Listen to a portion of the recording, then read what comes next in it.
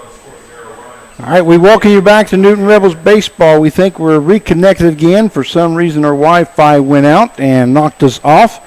Here in the bottom half of the second inning for the Newton Rebels, Andrew Brotman struck out to make the first out, and then Lachlan Ross reached base on an error by the third baseman who threw it into the dugout. So he ended up at second base. And then came up was center fielder number 16, Andrew Patton. Patton struck out for the second out of the inning. And then Ricky Hockett, who's playing left field this evening, just struck out to make the third out. So the bottom half of the second inning for the Newton Rebels, they scored no runs on no hits, one error, and one left on base. At the end of 2 innings of play, it is the Rose Hill Sluggers 1 and the Newton Rebels 0. Once again, we apologize, but our internet for some reason knocked us out. I had to reconnect to a different phone, and I think we're on now. Let me check and make sure. We do appreciate your comments because that's exactly how we found out that we were off the air. And I didn't catch the name of who that was. I think it was... Okay, we are back on the air. We're back on. Hello, everybody. Once again, we are welcome you back. We hope you rejoin us here as we go to the top half of the third inning. And Zach Martinez will start his third inning of work. Going to bring up the first baseman, number 33, Garrett Kosas. Garrett Kosas is leading off for the Rose Hill Sluggers. 1-0 is the score in favor of the Sluggers here in the top half of the third inning. Ball is fouled off there by Kosas along the third base side. Yeah, in that inning that everybody missed right there, we have a runner in score position. The last thing you want to do is strike out, especially strike out looking. And I think sometimes the Rebel players guess. They guess a lot, and that's what happens. But you want to put the ball in play just like Ross did and, make that team make a play on you. But it seems like that's one of the things that, runner in scoring position, which is second base, look to put the ball in play, do something with it. Count goes to 1-1 now to Kosas, and Martinez misses high for ball 2. So once again, we apologize, but hopefully we're back on the air with you. You've rejoined us as we rejoined you. Call strike 2 as that one hits the outside corner there by Zach Martinez. And Frank, this is a key inning for Zach Martinez, because he's got to be really efficient. He has 57 pitches already and at the top of the third. Breaking ball, that hit hard to the first baseman. A great job there by the first baseman, Lincoln Andrews, as he olayed that to his left and just was able to make the catch on the bounce, and he goes unassisted for out number 1. And we always talk to infielders about watching the ball into your glove. He did that. But it was like a reaction. He did it. That was awesome. Yeah, because that was hit hard there by Kosas. That's going to bring up the designated hitter, number 17, Jackson Dito. Dito struck out his first time at the plate. Yeah, I'd definitely like to see Martinez have that 1-2-3 inning, and maybe he can go a couple more after this. The first pitch misses outside. There's a swing and a miss there by Dito, and that will even up the count now at 1-1 Yeah, Martinez is up to 60 pitches already. There's a breaking ball lifted by Dito into left field. A left fielder, Ricky Hockett, gets under it, makes the catch for out number 2. It's a good job. Now you notice, Frank, it's kind of overcast, right now. We're putting on the lights already, and I don't know. We're only in the third inning. So that's going to bring up the left fielder, number 21, Easton James. James walked his first time up in that second inning where Martinez gave up 4 walks. So the count is 1-0. That one's in there for call strike 1. That will even up the count now at 1-1. And that's one thing. You need to dominate that bottom part of the lineup for sure. You might not always get the best hitters. Breaking ball just missing outside. So that would take the count to 2-1.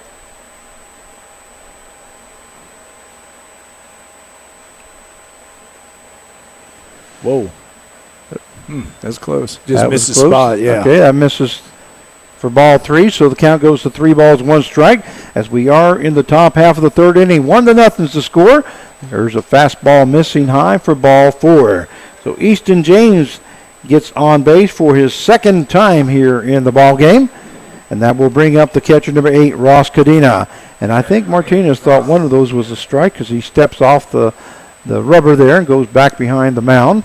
But I'm saying, you had 5 walks going into that, so it's kind of like when you have a lot of walks and you're not going to always get that pitch. Martinez goes over to first base. In safely is James. Is Andrew Lincoln Andrews, correction. Yeah. We have four Andrews in the ball game here. He has 2 first names. So Lincoln Andrew. Martinez is going to have a balk as he tried to throw the pitch and hung on to the ball. So Easton James will go to second base. And that is no pitch. Don't know exactly what happened there, but he just hung on to the ball as he was ready to, he steps off again as he was ready to deliver and just never threw the ball. So that was an easy call for the umpires. So here's Martinez's pitch. That's a breaking ball missing, and that goes clear back to the fence area, and Martinez better hustle in and cover home plate because this team is pretty aggressive here. And this is a time where Joey Martinez maybe needs to go talk to him or something, settle him down, because right there you can see he's kind of rattled right there. The count goes 1 ball and no strikes now to Ross Cadena, catching for the Rose Hill Sluggers. That breaking ball in there nicely for call strike 1. So the count will go even now at 1 ball, 1 strike. Well, we didn't get the 1-2-3 inning, but we're hoping to get at least keep the guy at third base. There's another breaking ball by Martinez, missing high for ball 2. So 2 balls in. There goes James. James is checking Martinez out at home plate there, Joey Martinez, because if he tosses that, he was ready to take off from third base, it looked like. The count is 2 balls, 1 strike. There's a ball hit into the infield, and Zach Martinez will get under it, makes the catch for out number 3. So a fly out back to the pitcher for the third out, and Martinez gets out of it. In the top half of the third inning for the Rose Hill Sluggers, they scored no runs on no hits, no errors, and 1 left on base. At the end of 2.5 innings of play, it is the Rose Hill Sluggers 1 and the Newton Rebels 0, and we'll be right back.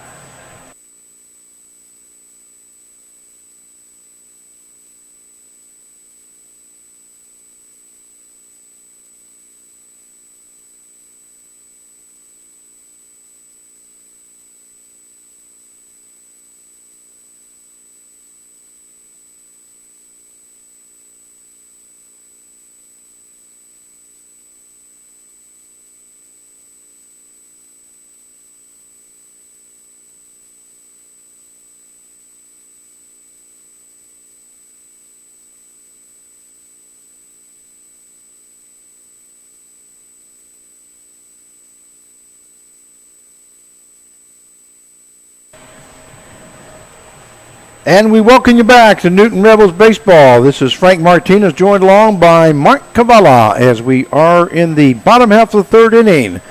The score is 1-0 in favor of the Rose Hill Sluggers. Coming out for his third inning of work for the Sluggers is number 32, Brian Skillman.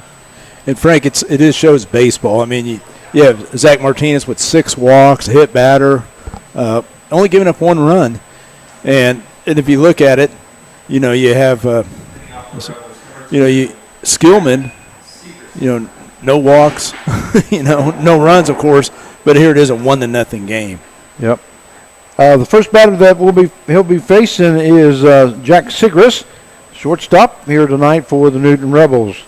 He flew out to the first baseman his first time up. And here's Skillman's pitch. The ball hit hard into left center field. Left fielder backing up. That's Easton James, gets under it, makes the catch for out number 1.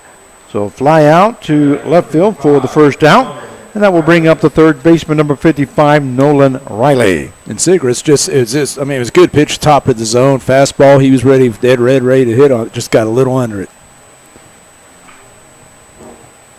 And I want to see the Rebel players still be, go after it, be aggressive. So Riley's up there. The first pitch to Riley is ball one. The only thing I'd say, just with that two-strike approach, you might want to change that up. Like I said, just put that ball in play. And here's Gilman's pitch. That one missing high for ball two. Left-handed batter against a left-handed pitcher against a right-handed batter here in the bottom half of the third inning. 2-0 now to Riley. Riley got a base hit his first time up and was left stranded at second base as we had back-to-back singles up the middle. In that first inning, we're not able to score a run with one out.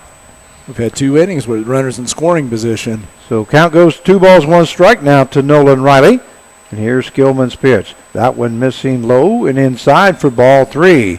So 3 balls and 1 strike now to Riley. And I could see why Coach Clark put him at the top of the lineup up there because, he's very selective, has good approach. I'm sure he's taught by his father, longtime coach Darren Riley. That one missing high for ball 4. So Riley will be on his second time here this evening. And that will bring up the first baseman, number 21, Lincoln Andrews. And here we go. And I bring it up every game. Second time around, what have we learned? You watched a lot of pitches. Let's see how we handle it. He's not going to throw anything different now. I can guarantee you that. So you've seen all his pitches. So Lincoln Andrews is up. He got a base hit as he hit line shot into center field his first time up and was left stranded at first base. So Riley's on at first. And the count is 1 ball, no strikes now to Lincoln Riley. And here's Gilman's pitch. That ball hit hard into the right side. It's going to be over the first base dugout. And that will even up the count now at 1 ball and 1 strike.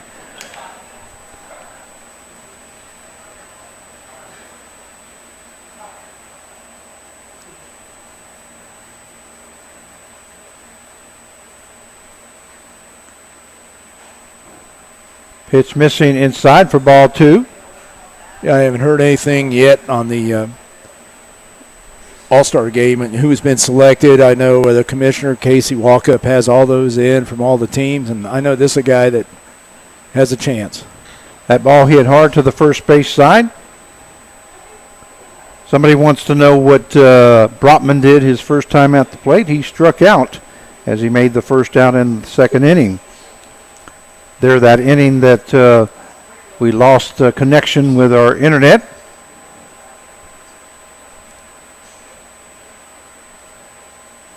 Count is 2-2 now. That one missing low for ball 3. So the count goes full now to Lincoln Andrews. As Nolan Riley's on at first base as he reached on a base on balls. The Newton Rebels are down 1-0 to Rose Hill here in the bottom half of the third inning. And Brian Skillman ball hit top on the first base side, and that bounces over the first baseman. That's going to be in for a base hit. Moving over to third base will be Nolan Riley.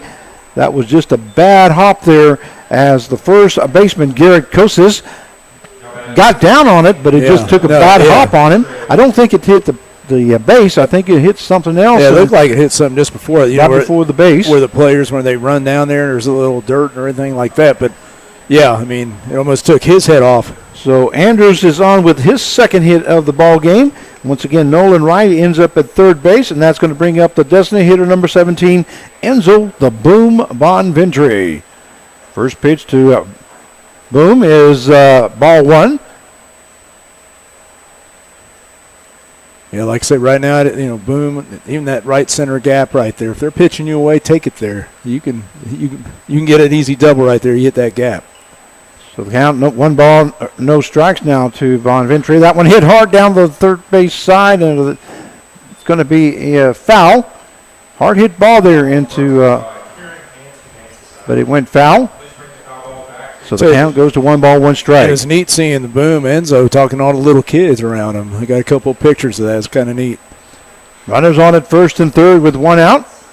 That one breaking ball in there hits the outside corner. So the count goes to 1 ball and 2 strikes, I believe.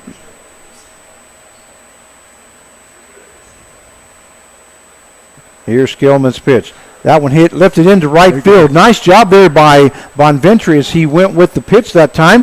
The right fielder makes the catch, and here comes the Riley as he tags up from third base. Now score is now tied up at 1 apiece as Bonventry gets an RBI as he lifts that one into right field. So good job there by Enzo. That's what we talk about, execution, Frank. Right there, it's a sac fly. He went with the pitch. Pretty much they were going to pitch away, and he just went with it, and he got the job done. And it's cool to see Enzo do that. So now that brings up the catcher number 23, Joey Martinez. Lincoln Andrews is still on at first base. Once again, the score tied up now. A swing and a miss there by Martinez. As Brian Skillman throws that by him, it was chest high. Martinez not able to catch up with it. So the count goes to no balls, 1 strike. Once again, if you're just now watching us, don't forget to tell your family and friends about the Newton Rebels channel. Hope that you can join us. And if you were on before and we lost you, we apologize, but we lost internet, which just happens sometimes when you're out here. Count is 2 balls and 1 strike now to Joey Martinez. Yeah, I know it's frustrating, and it's frustrating for us, but, hang in there. And I think things are getting better. Frank, it seems like you're a lot better than they were 2 weeks ago. We got 2 new people watching this. I'd like to let you know that the score is tied up now at 1 apiece. That ball in there for strike 2. So the count goes 2 balls, 2 strikes now to Joey Martinez as we have a runner on at first base. And 2 down.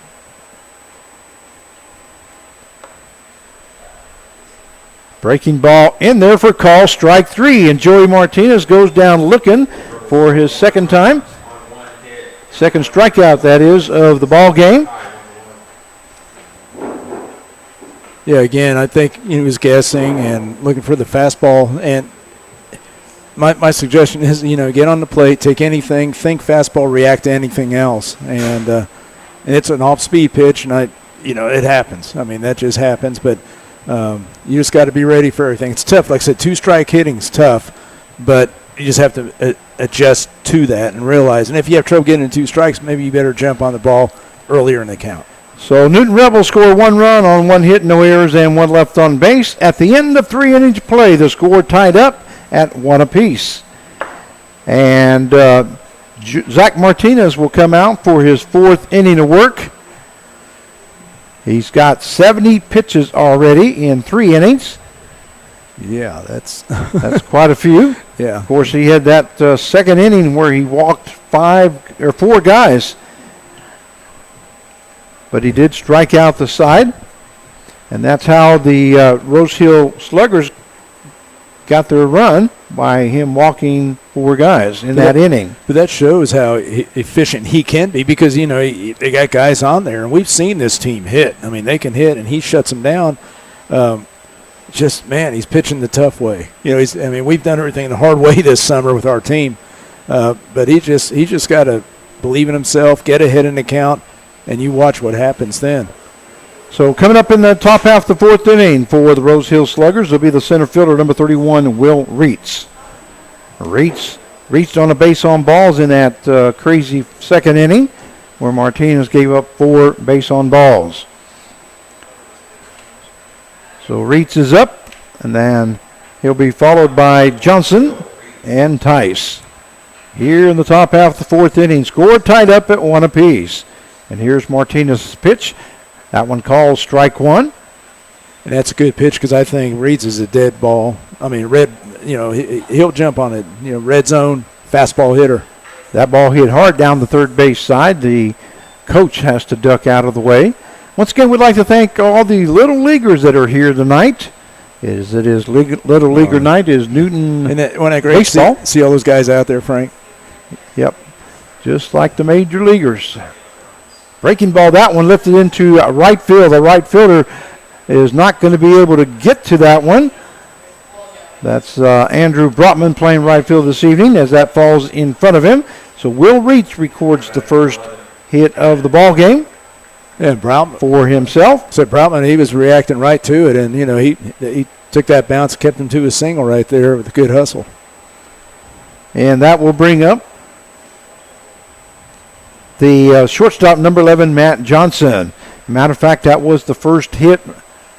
That nice bunt laid down. Zach Martinez comes up with it, goes to first, and not going to be handled. Nobody at third base covering. So moving over to third base will be Will Reitz. Yeah, it's just, and that's an unfortunate, it's base hit. Yeah, putting the ball in play right there, and by Matt Johnson, a great job there. Martinez did get to it, but he did go down in one knee, and I believe we're going to have an error also. Yeah, he slipped on there. It's like he slipped a little and tried to compose himself and threw the ball on the ground. So runners on at first and third with no outs. And that fastball hitting the outside corner as now batting is the second baseman, Adam Tice. And I do see some action out there in the bullpen. I don't know who it is for the Rebels. Nope. Okay. That one missing inside by Martinez, so the count will go now to 1 strike. Reitz on at third base. Johnson on at first as he laid down a perfect bunt for a single. And then Martinez grabbed the ball and threw it into the ground, and that made Will Reitz go to third base on the error. What's that? Count goes to 1 strikes now against Adam Tice. Is that Zach Gillig? With no outs. With no outs here in the top half of the fourth inning. Score tied up. There goes the runner, ball hit right up the middle. Great stop there by Ross.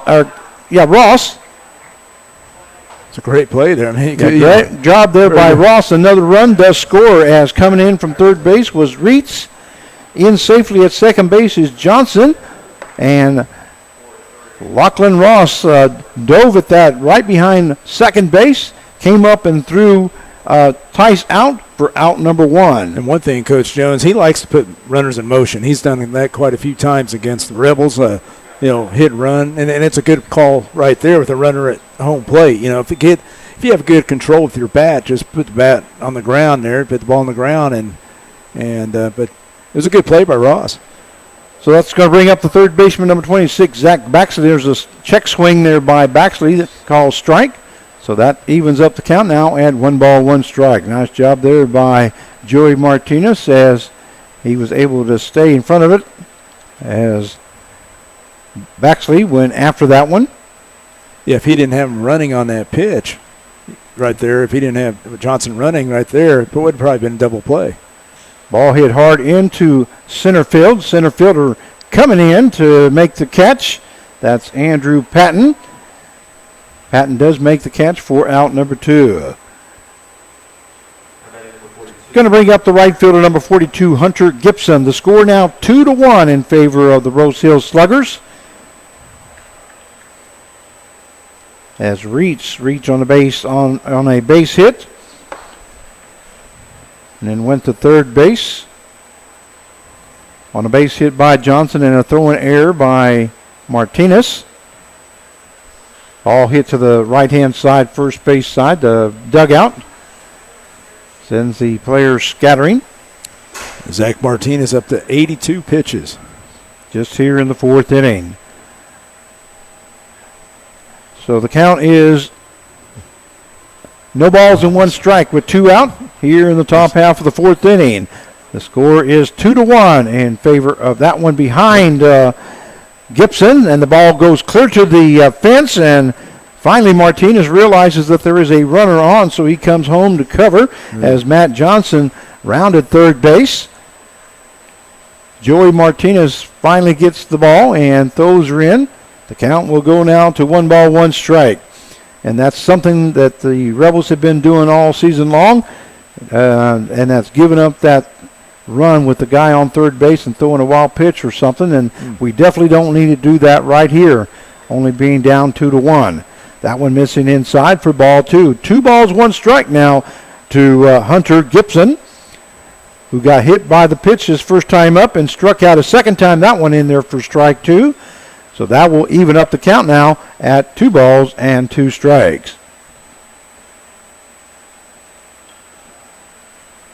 Defensively, Andrews at first base, Ross at second, Sigris at short. That one just missing, high for ball 3.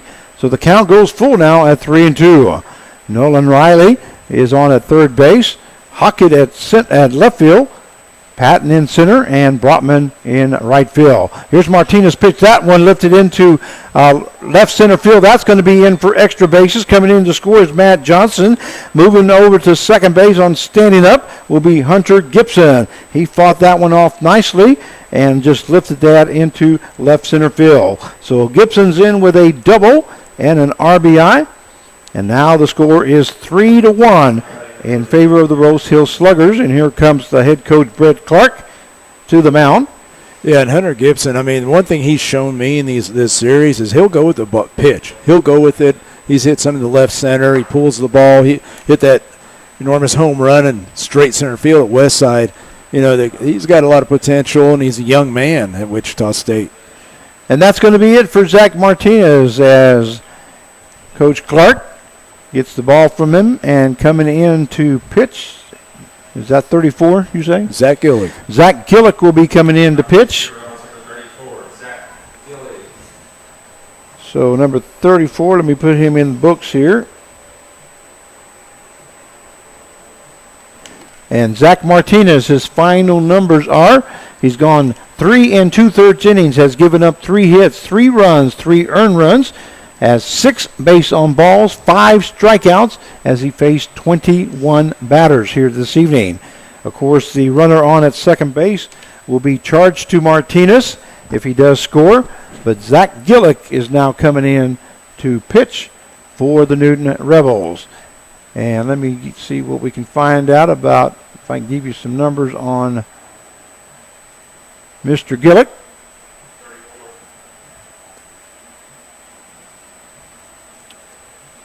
He's a 6'2", 205-pounder from Valley Center, Kansas. And he comes in with a 5.52 ERA. He has won 1 game and lost 2.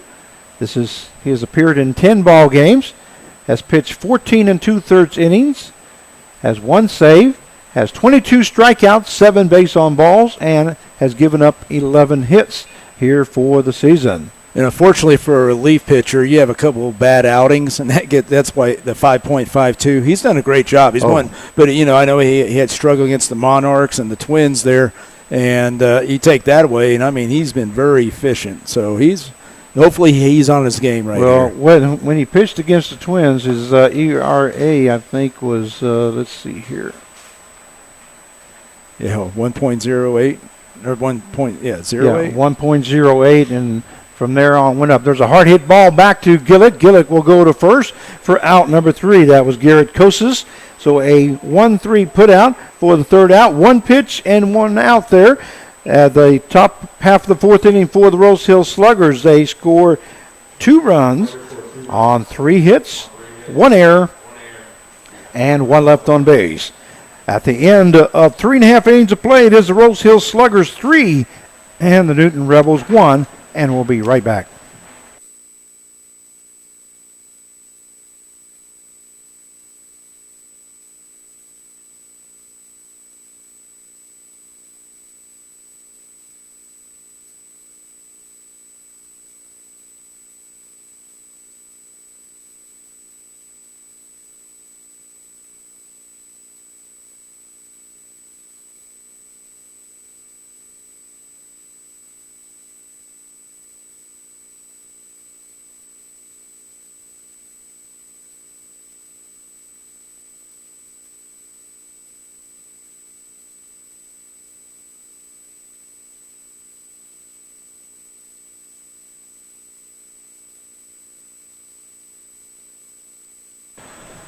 And we welcome you back to Newton Rebels baseball as we go to the bottom half of the fourth inning. The score is 3-1 in favor of Rose Hill Sluggers over your Newton Rebels.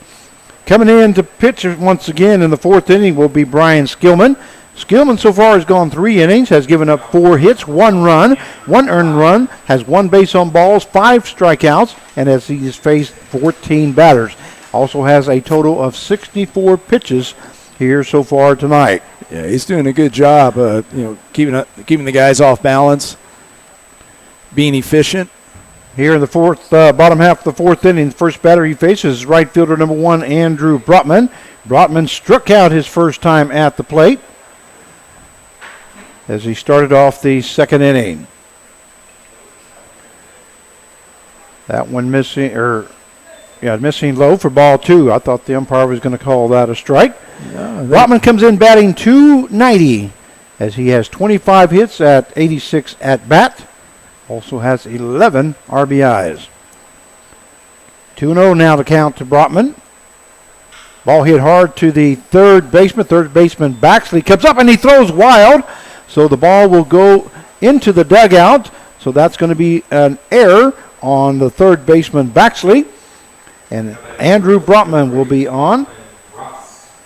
Well, and I'll tell you, we saw Baxley play a couple days ago, whenever it was on, I think it was Sunday or Saturday. He was playing third base, and the thing is, he looked good in his throws. He made that play like we kid around about like Machado and all that, but he's throwing 2 of them where he's overthrown the first baseman. That is the second error by Baxley and the second error by the Rose Hill Sluggers. So we have a runner on at second base now.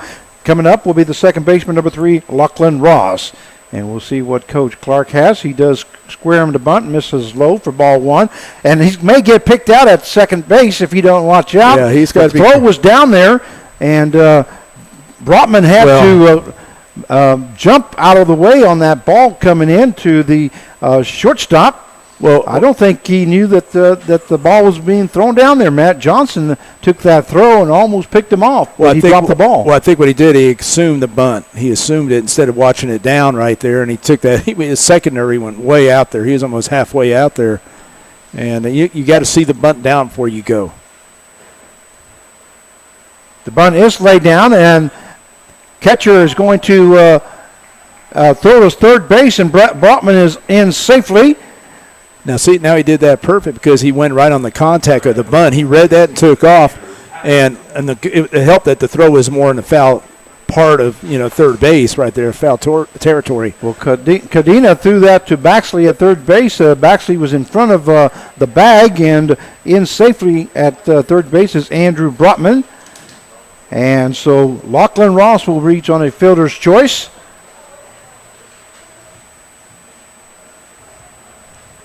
And here comes the coach for the Rose Hill Sluggers.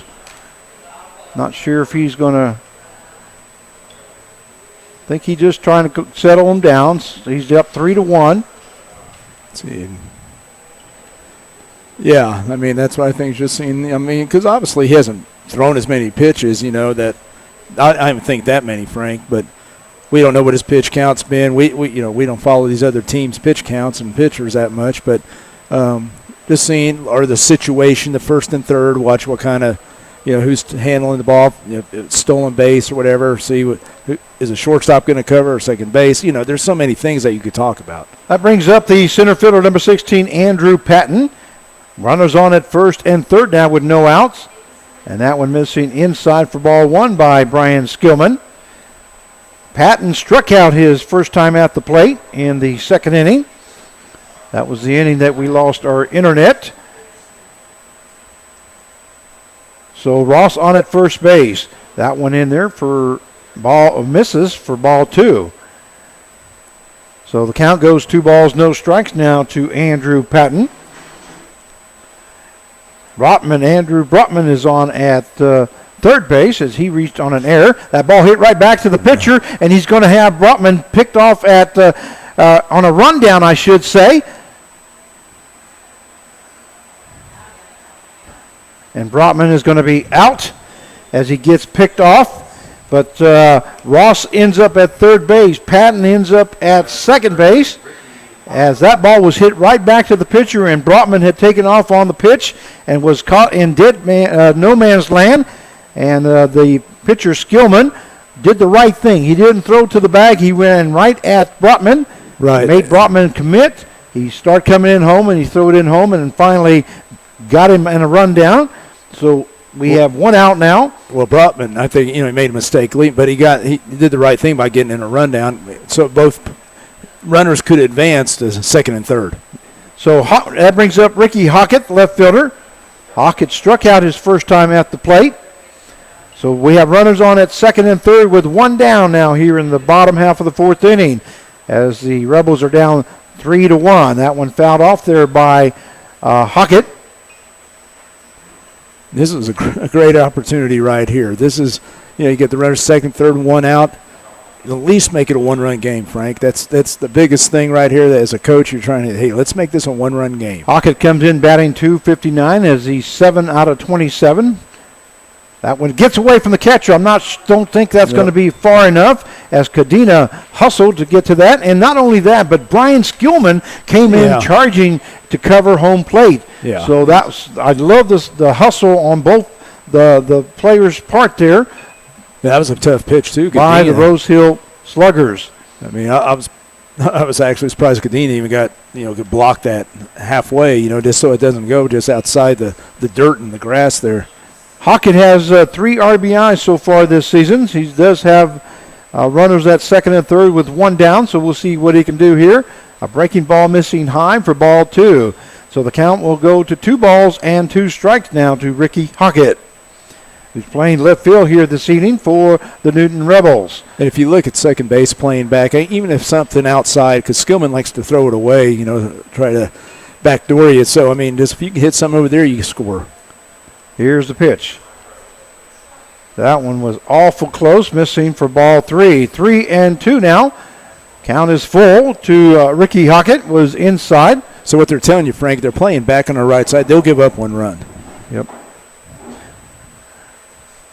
So Brian Skillman ready on a 3-2 count to Ricky Hockett. That one fouled off by Hockett along the third base side. So the count will stay at 3-2. Ross is on at third base. Patton on at second base. Both of them reached on fielder's choice.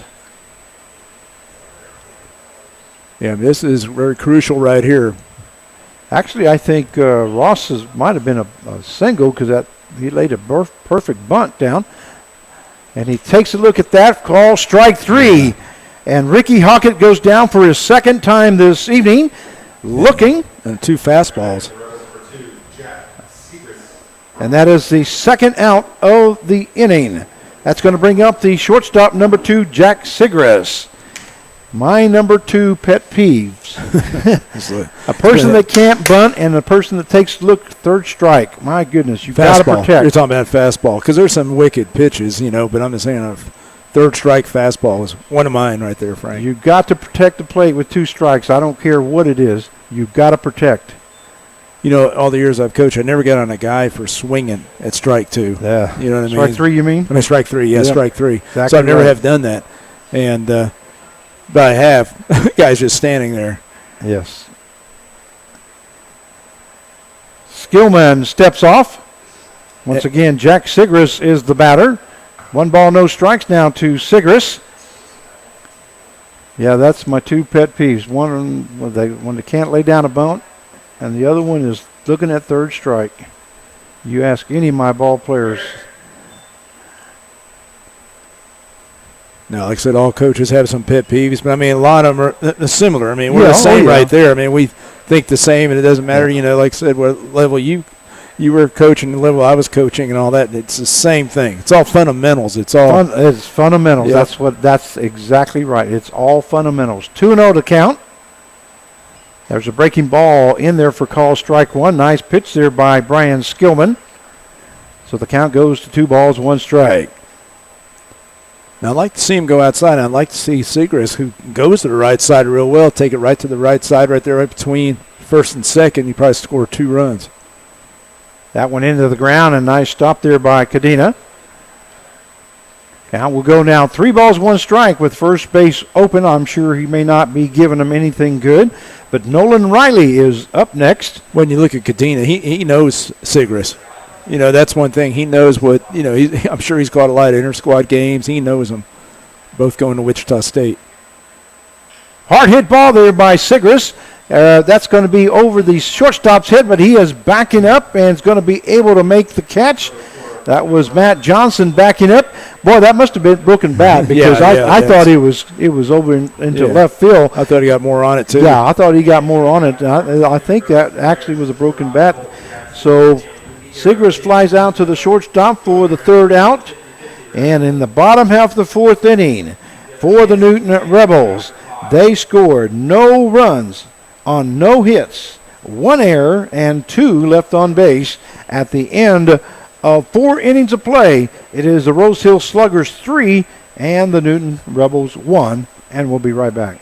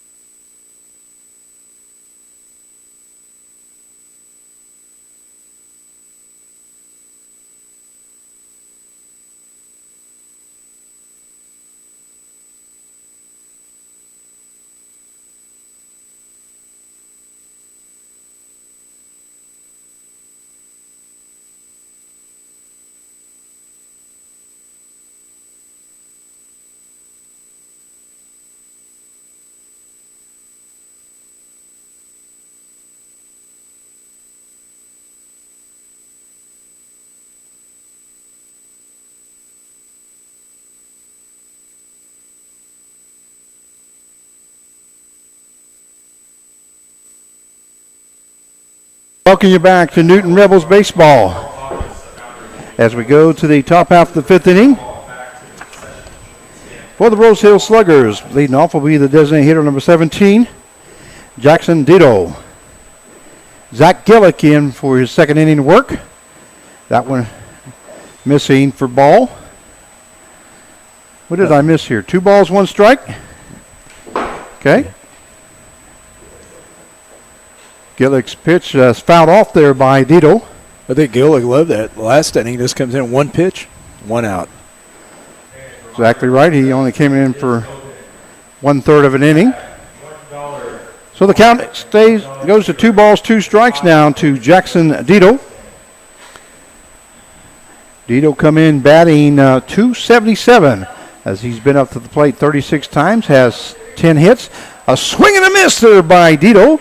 And Zach Gillick records his first strikeout of the ball game, the first out of this inning. Like I said, Gillick has some great stuff, and he moves the ball around, and he has some great breaking stuff. His key is getting ahead in the count. And that is Gillick's 23rd strikeout here this season. It's going to bring up the left fielder, number 21, Easton James.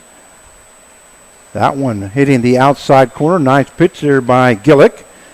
As I was saying, Gillick is a Valley Center product. Right, yeah. Valley Center, Kansas. And he's a Friends University. That breaking ball by Gillick, missing inside. He reminds me a lot of a pitcher I had named Jake Gibbs right there. And Gibbs played for me for the Rebels for about 3 years, whatever it was. And Mr. Gibbs is doing the PA tonight. Yeah, that one missing inside, or outside, I should say, for ball 2. So the count goes 2 balls, 1 strike now to Easton James. As Zach Gillick is here in the 5th inning. He came in and threw 1 pitch in the 4th to get the final out. Their ball is fouled off by James. James has reached on twice on base on balls. And make sure we got to remember our sponsors today, Frank. I mean, we've had, some of our sponsors I saw out here watching our game. Well, good. I mentioned them before the game started. Good. Good. I just want to remind you again. Yeah, I mentioned all our sponsors, and I will do it again here shortly. We have one down here in the top half of the fifth inning. The score is 3-1. Rebels have just not produced runs when guys are on base. That one missing outside for ball 4. So James is on for his third time on a walk here in the ball game. That will bring up the catcher number 8, Ross Cadena. Cadena also reached on a base on balls and then flew out to the pitcher, Martinez, as he made the third out in the third inning. So Zach Gillick is ready to go. Here's first pitch right down the gut for call strike 1. And that's big, and the biggest improvement is Zach Gillick, man. He'll keep that ball down. When he's right, he'll keep it ball down. He gets tired, of course, like any pitcher, gets the ball up. James on at first base. There's a breaking ball missing high for ball 1. That will even up the count now at 1 ball and 1 strike. And we have noticed that he has dropped his arm down more, right here, trying to three-quarter. Throw over to first base, and that ball gets away from as that bounced in front of Lincoln Andrews, and that goes into the dugout. So stopping at second base, it looks like, will be Easton James. Because I think they designate that as part of the dugout down there. Right, with the social distancing being 6 feet apart, the players are all the way down the right field side and also down the left field side. So they've just agreed that if it goes there, that it's a dead ball.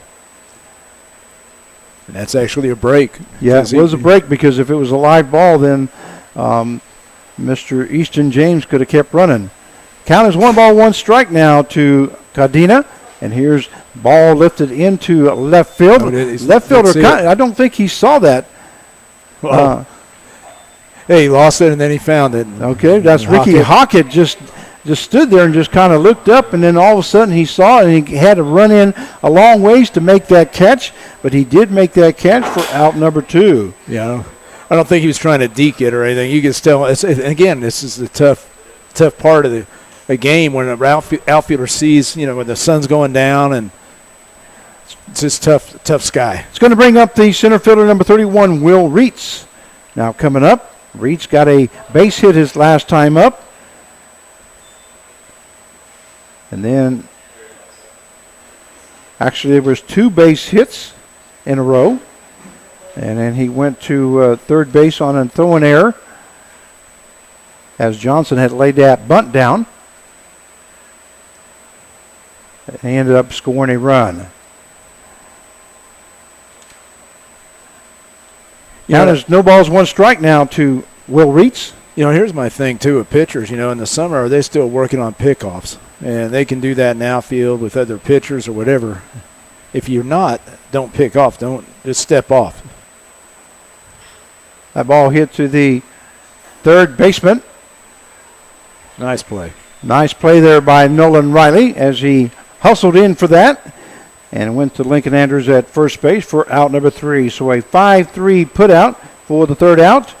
And the top half of the 5th inning for the Rose Hill Sluggers. They scored no runs on no hits, no errors, and 1 left on base. At the end of 4 1/2, it is the Rose Hill Sluggers 3 and the Newton Rebels 1. And we'll be right back.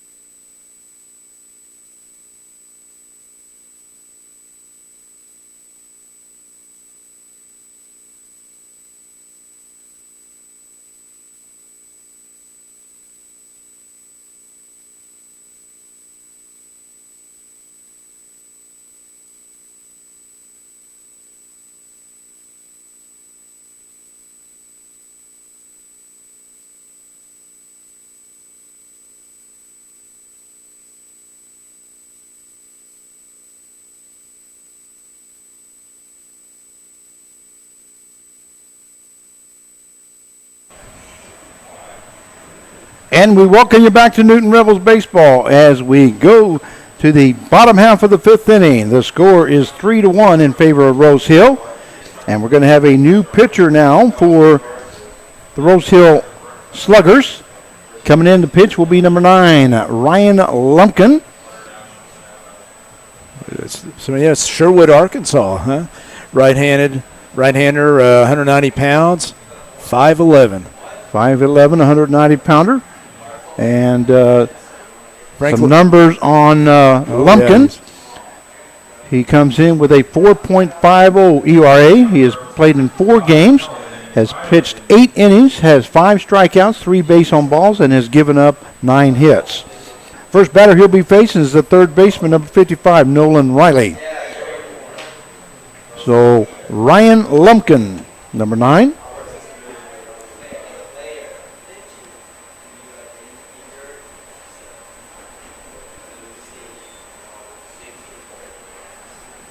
And I'll give you the final numbers here on Mr. Skillman.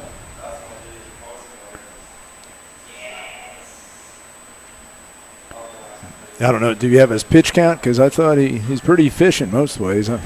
Skillman went 4 innings, gave up 5 hits, 1 run, 1 earned run, 1 base on balls, had 6 strikeouts as he faced 19 batters. The count is 2 balls, 1 strike now to Nolan Riley. But I was going to say the biggest thing, if you look at his line, look how many walks. I mean, that's...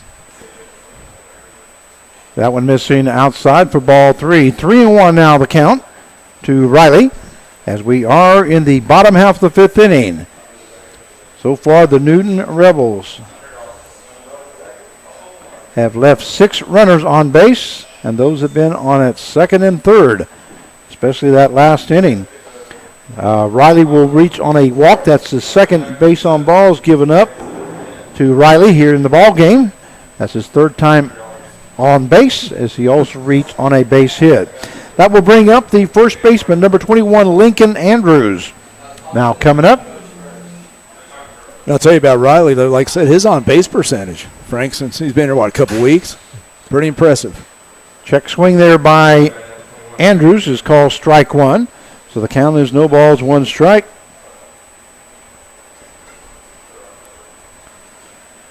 To first baseman Lincoln Andrews. Runner on at first base with no out here in the bottom half of the 5th inning. Kind of humid out there. Had to go downstairs for a second. There goes Nolan Riley to second base, and it's going to be in safely as that ball bounces into center field, but center fielder Reitz backing up. So stopping at second base is Nolan Riley with a stolen base. That's nice. I mean, you're down a couple runs, get something going, and right there and being aggressive. I don't think they were ready for Riley to take off like that. And Lincoln Andrews is down. No balls, 2 strikes to him now. As that one was called a strike, and he asked for timeout by home plate umpire. Andrews does come in batting .337. As he's been up to bat 86 times, has 29 hits, 27 RBIs. So here's a good chance to get another one. That one fouled off by Andrews, going to be along the left field side. He's been a pleasure to watch, this summer. I think he's, like I said, I think a lot of him. He's, especially, he had kind of that slow start, then all of a sudden he got it going. So 0-2 now the count to Andrews. And Ryan Lumpkin now in to pitch. Swing and a miss there by Andrews as he goes down swinging for out number 1. Yeah, some good movement, late break right there. And it's right down by his knees. And, he, like you were talking about earlier, 2 strikes, you got to swing. And that was a first strikeout recorded by Ryan Lumpkin. It's going to bring up the designated hitter, number 17, Enzo the Boom Bonventry. Bonventry has not been on base yet. He did get a sacrifice in an RBI in the 3rd inning as he flew out to right field as Nolan Riley scored from 3rd base to make the score tied up at 1 apiece. But now in the 4th inning, the Sluggers scored 2 more runs, so the score is 3-1. So no balls, one strike now to Bonventry. And here's the pitch. That one missing low for ball one. And Cadena, nice job there as he scooped that one.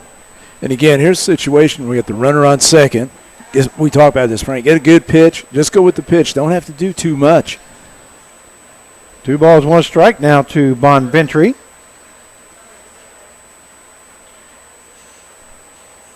Here's Lumpkin's pitch. That one missing outside for ball 3. 3-1 the count. Once again, first base is opened up. And like right now, on deck is Joey Martinez. And you got, right there, you're looking at one pitch. You're looking at just one spot. If not, let it go. So 3 balls, 1 strike now to Enzo Bonventry, with Riley on at second base. That ball fouled off there by Bonventry, and the count will go full now at 3-2. Guess that was his spot. Must have been. But he fouled it off. Yeah, he fouled it off. Okay, now you get into your strike mode. So he's going to have to be up there protecting the plate now. We used to call it the battle mode.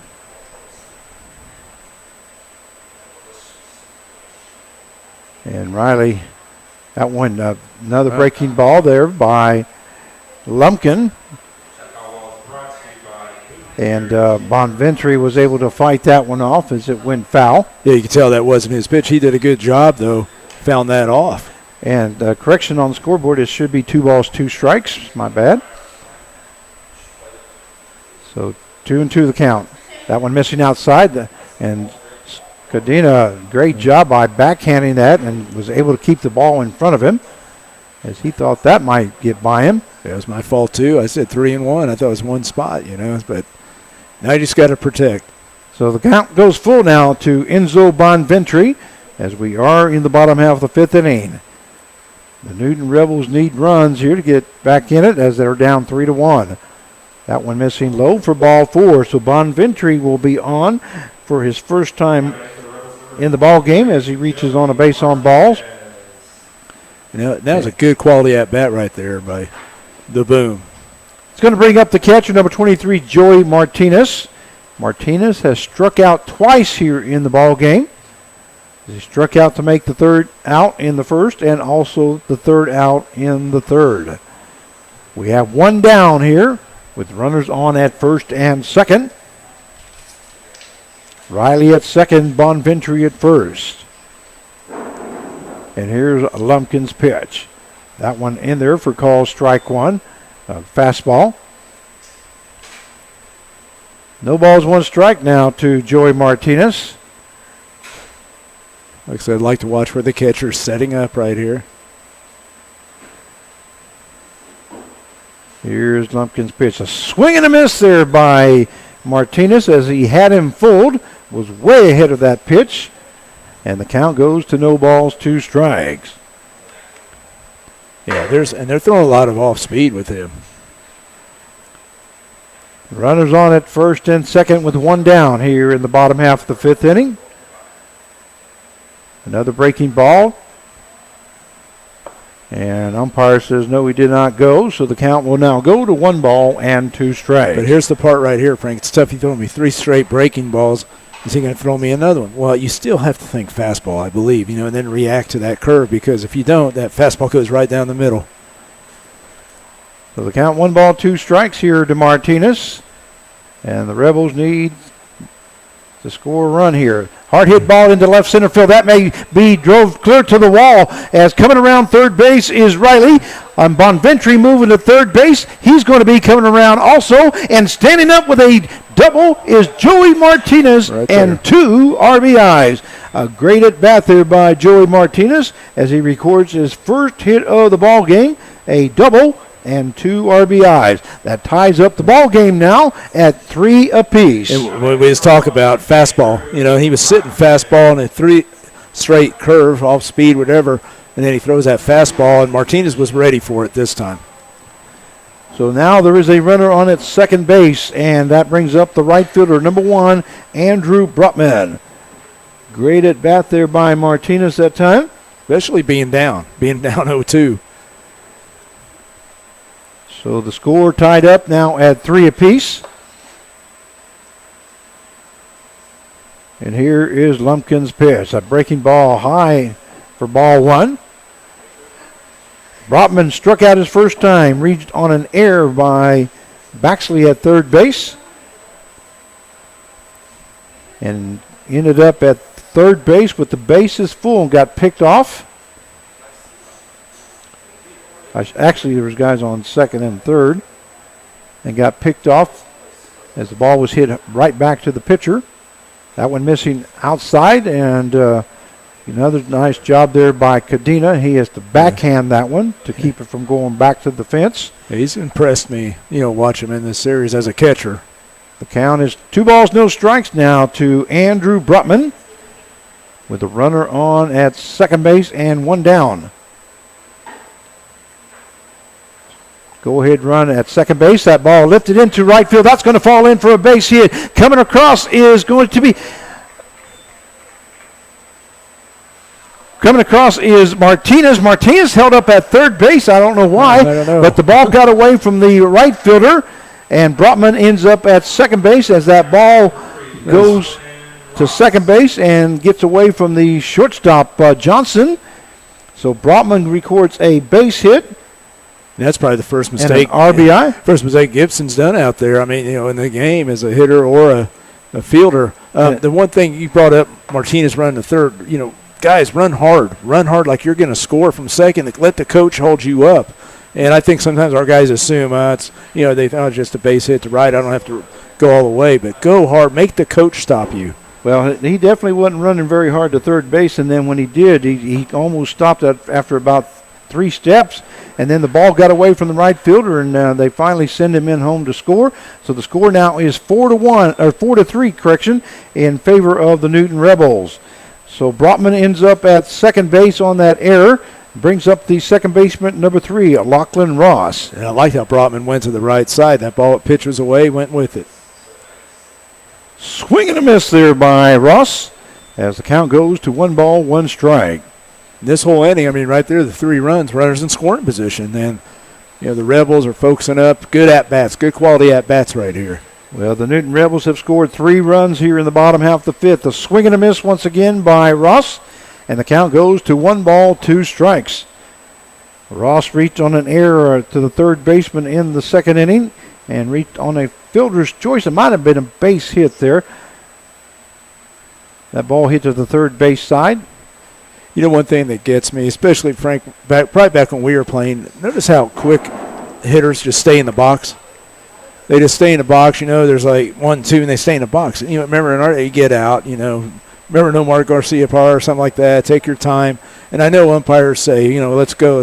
But it's not that much to step out of the box, gather yourself, get back in. But I watch too many guys just boom, boom, boom. Get out of the box, especially with 2 strikes. Count is 1 ball, 2 strikes now to Lachlan Ross. And here's the pitch. Breaking ball missing low for ball 2. And I think sometimes it's good to clear your head, and you're just in that mode. You're in the pitcher's mode right there.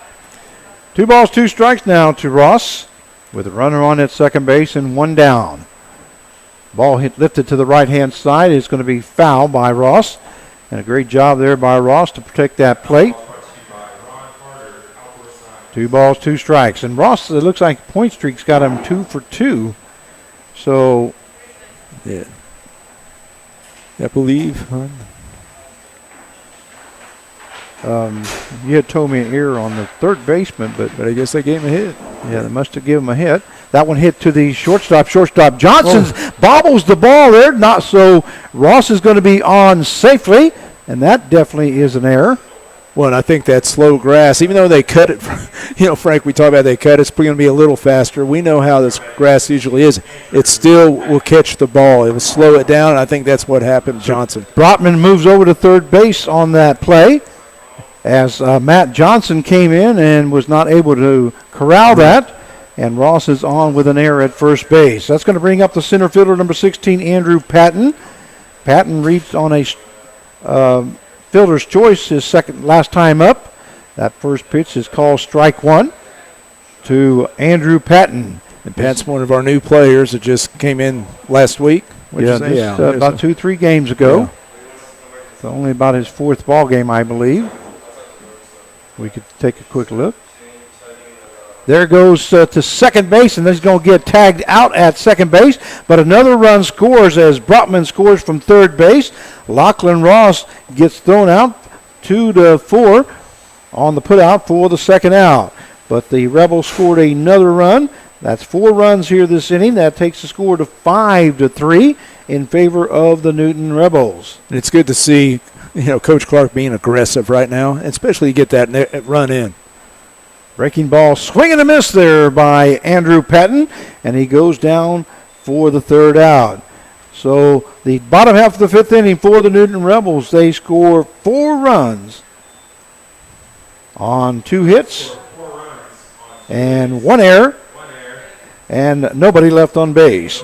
At the end of 5 innings of play, it is the Newton Rebels 5 and the Rose Hill Sluggers 3, and we'll be right back.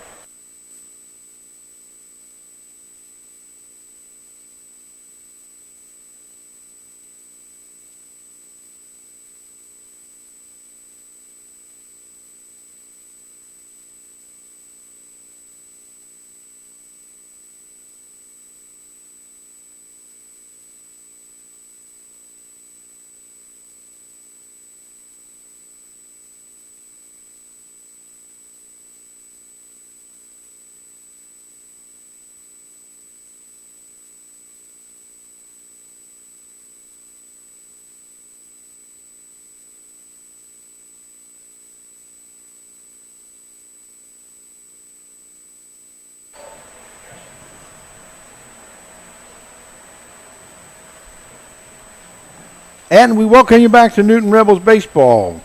This is Frank Martinez, your play-by-play announcer, joined along by Mark Cavallo, our general manager here for the Newton Rebels, as we go to the top half of the 6th inning. The score, the Newton Rebels 5 and the Rose Hill Sluggers 3. Leading off in the top half of the 6th inning is shortstop number 11, Matt Johnson. Yeah, that was an exciting inning. I like what Coach Clark, what he called right there. I always say expect the unexpected. So Zach Gillick in for his 3rd inning of work.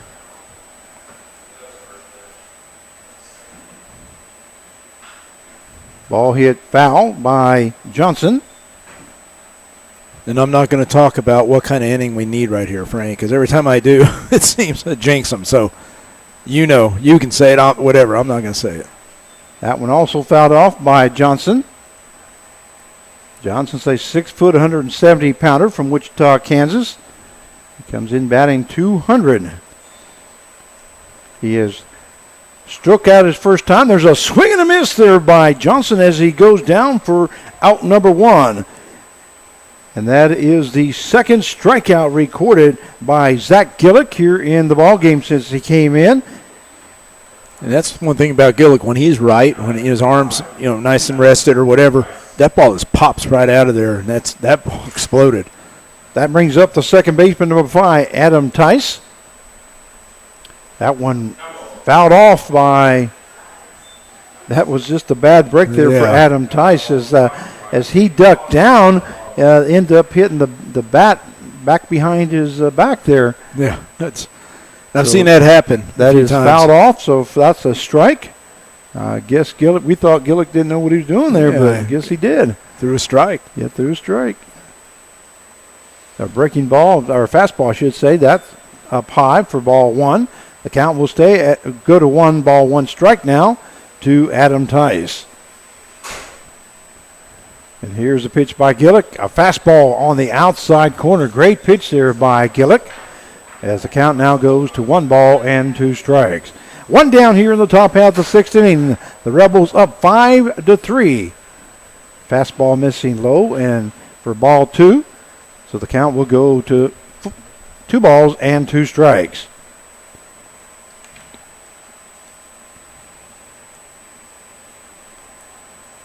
Right there, Gillick just threw across his body right there. And when you throw across your body, it's going to go to the left.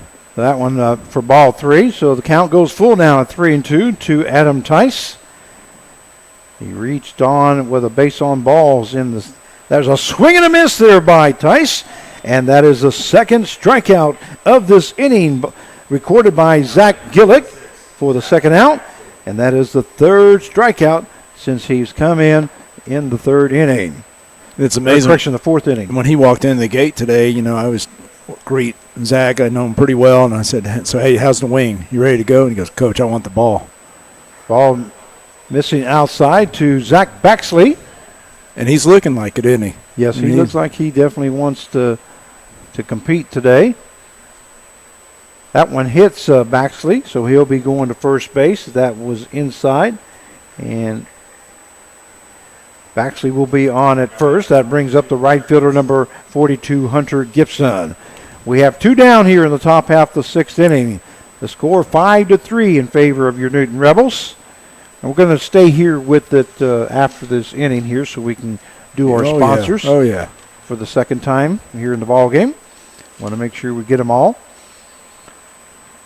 That one in there for strike one. Nice pitch there by Gillick to Gibson.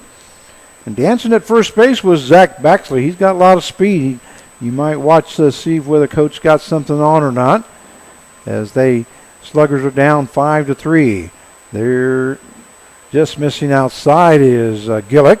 So that will take the count to 1 ball, 1 strike. And I advise Gillick, he didn't need to throw over there.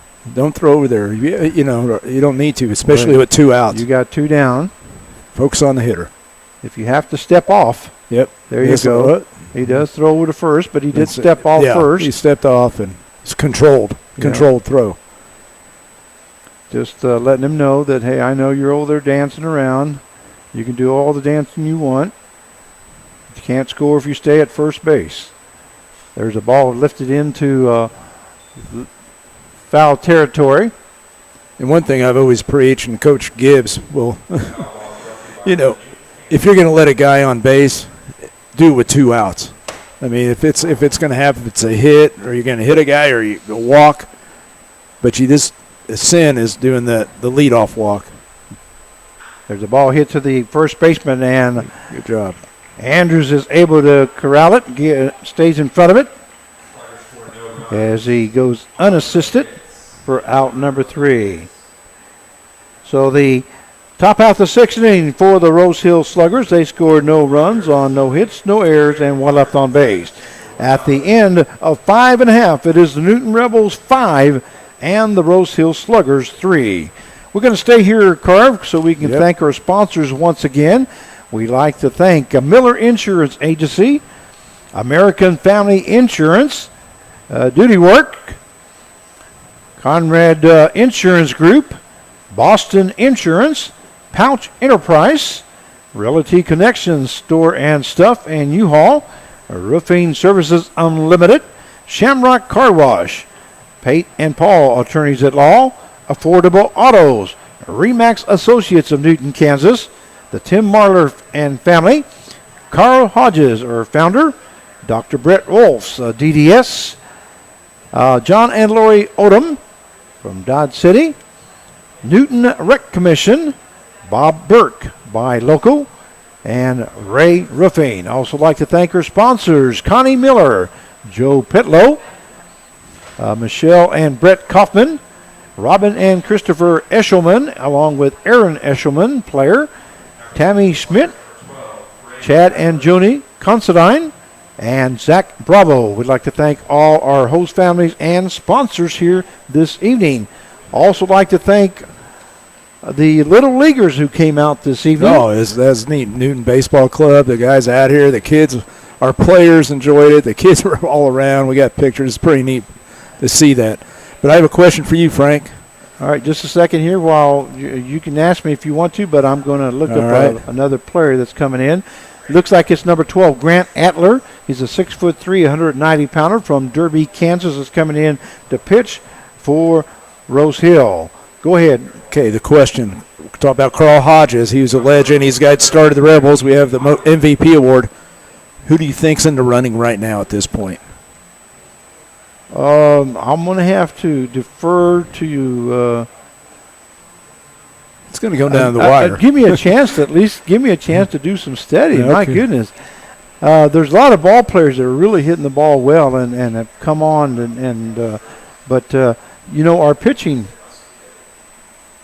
has done well too. Some pitchers, that ball lifted to right side for a foul, so the count goes no balls, two strikes to Ricky Hockett. So I can't answer that right now because, like I say, I have not. Well, part of it is like it's going to be the coaching staff and all of us right here are going to be voting on that at the end here. That one missing outside. And I've been thinking about it. I'm like, man, I don't know. There's about 3 guys right now but we still have a couple weeks left. Yeah, we sure do. Count is 1 ball, 2 strikes. A swing and a miss there by Hockett as he goes down swinging for the 3rd time here in the ball game in the bottom half of the 6th inning. That is out number 1.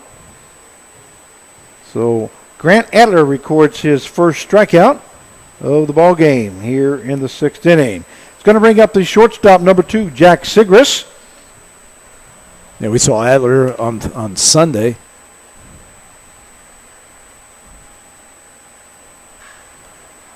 Ball hit into center field. Center fielder still backing up, and is going to be able to make the catch. That center fielder, Will Reitz, gets under it and for out number 2. The fly out to center for the 2nd out will bring up the 3rd baseman, number 55, Nolan Riley.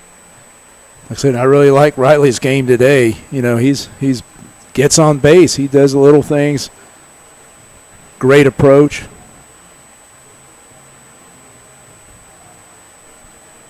He's been on base 3 times today. Call strike 1, so the count is no balls, 1 strike now to Nolan Riley. Well, Riley's appeared in 8 ball games. I guess he did come in before the other 2 guys. That ball lifted into center field. Once again, making the catch out in center field is Will Reitz for out number 3. So a 1-2-3 inning. No runs and no hits, no errors, and nobody left on base. At the end of 6 innings of play, it is the Newton Rebels 5 and the Rose Hills Sluggers 3.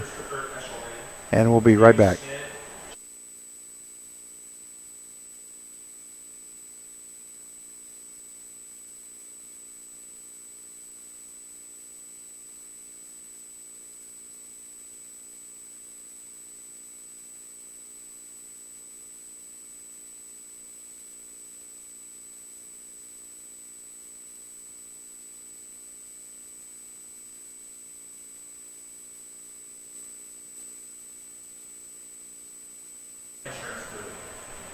And we welcome you back to Newton Rebels baseball as we go to the top half of the 7th inning.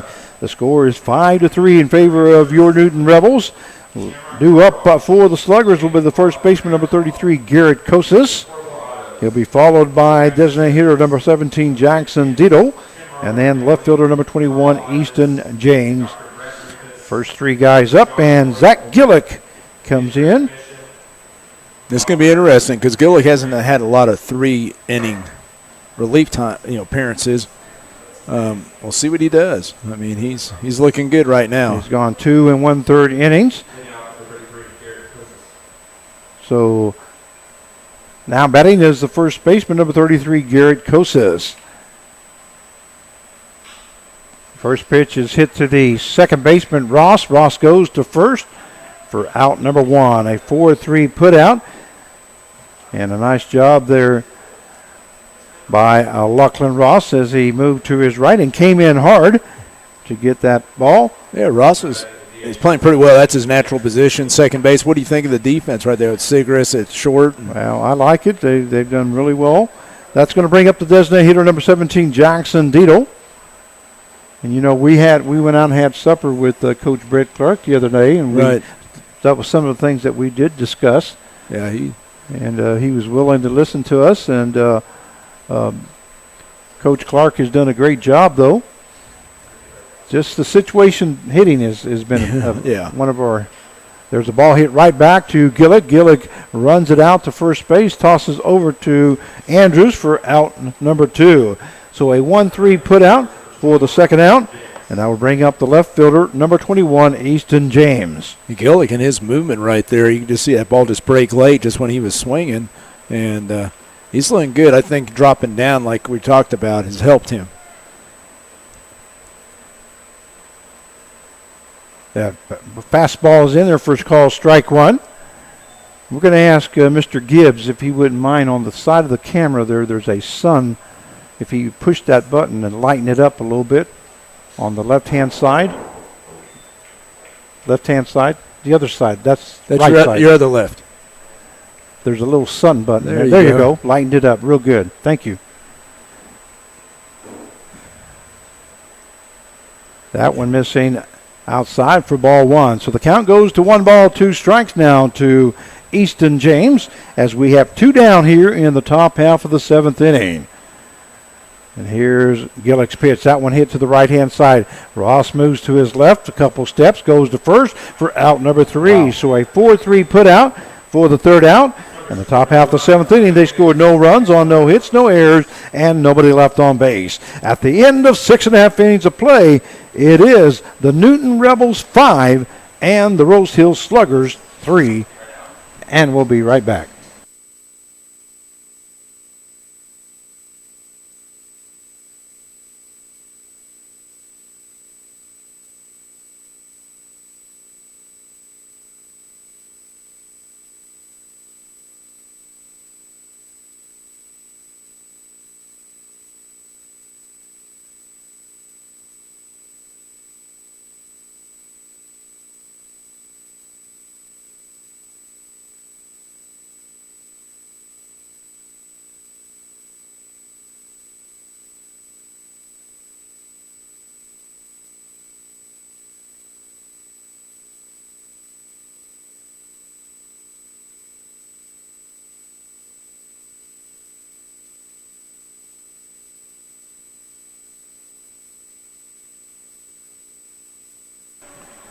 And we welcome you back to Newton Rebels baseball as we go to the bottom half of the 7th inning. The score, the Newton Rebels 5 and the Rose Hill Sluggers 3. Due up for the Newton Rebels will be Lincoln Andrews, the first baseman. He'll be followed by Bonventry and Joey Martinez in the hole. Coming in for his second inning of work is Grant Etler. He went 1-2-3 in the 6th inning as he struck out the first batter he faced and he had 2 fly balls to center field. So Lincoln Andrews comes up. Andrews is 2 for 3 here this evening as he has 2 singles and he struck out his last time up. That one missing inside for ball 1. 1-0 now the count to Lincoln Andrews. Andrews came in batting .337. with 27 RBIs. Fouled off there by Andrews. That will take the count now to 1-1 strike. Once again, we hope you're enjoying the telecast. Don't forget to tell your family and friends about the Newton Rebels. They will be in action tomorrow from Cheney, Kansas, and then we'll be back on Thursday as we face the undefeated Cheney Diamond Dogs. And the 2009, that ball lifted into left field. Great job there by Lincoln Andrews as he waited on that. And Andrews records his 3rd base hit of the ball game.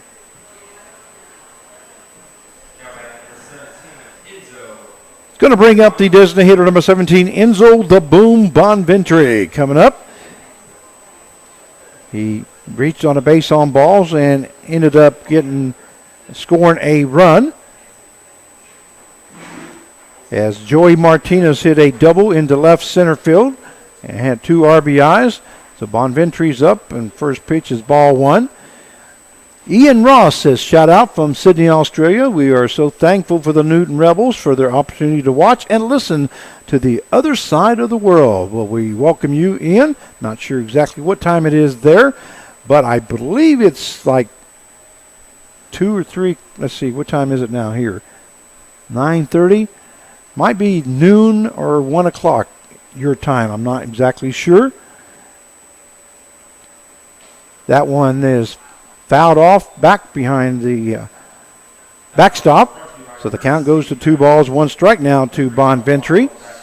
Also like to welcome Tracy Hayes. She's watching her son pitch from Sherwood, Arkansas. That one, hard hit ball there by Bonventry. That goes off the glove of the shortstop, Johnson. As Johnson dove for that, was not able to get to it, and Bonventry will be in with his first hit of the ball game.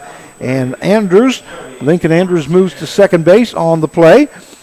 Once again, a hard hit ball, and Matt Johnson had dove for that to the right, but was just not able to get to it. That will bring up the catcher, number 23, Joey Martinez. Also like to welcome Bob Brotman and Grace Bonventry. Your son just got a base hit. Another happy 50-50 winner. There you go. $50. How's that? $50. There you go. Jake Gibbs, There you go. So the catcher, Cadena, goes out to talk to Grant Adler. Yeah, I've already spoke to them. The Ross is out there. I just saw, hey, it's great that you guys are watching this, and beautiful Sydney, Australia. I met the Bonventrys last year. They came to a couple games, and they were a pleasure to talk to. And we like that shout out from Sydney, Australia. That one is down into the ground. So the count goes 1 ball, no strikes now to Joey Martinez. As we have runners on at first and second and no out here in the bottom half of the 7th inning. The score 5-3 in favor of your Newton Rebels. It's funny, I've been in Australia. I got to actually do a camp in Parramatta there. Breaking ball in there for call strike one. You ever been there, Frank, to Australia? I've never been to Australia. It's beautiful. I was going to say, I believe it's probably a beautiful country, though. A place to be at, anyway. Yeah, went to Cairns, went scuba diving, Coral Reef. I mean, unbelievable place. That one missing for ball 2. 2-1 now the count. And Grant Adler just wasn't sure about that pitch there as he's looking at home plate. And then looks over to the first base dugout to his coach and says, I'm not exactly sure where that was at. Once again, we thank you very much for tuning in, and we hope you're enjoying the telecast. Don't forget to make a comment. We'll try to give you a shout out. That ball hit to the right-hand side. First baseman moving over to his right. That's Kosis, and not able to get to it. So the count will go to 2 balls, 2 strikes to Joey Martinez as he reached on a double and 2 RBIs in the bottom half of the 5th inning. That was a great at-bat, especially being down 0-2 and making that adjustment. We'll see what he does this time. Swing and a miss there by Martinez as he goes down for out number 1. It's going to bring up the right fielder, number 1, Andrew Brotman. Yeah, I kind of like to see something hit, but that happens. We have the runner in scoring position. The thing about Brotman right now, just in his mind, is get a good pitch to hit, his pitch. Whoa, got a wasp running around. Got a wasp running around. It landed right on my arm there, and I just kind of shoot it away. Here comes the pitch from Adler. That one fouled off to the right-hand side by Brotman. Brotman reached on a base hit his last time up. We had an error.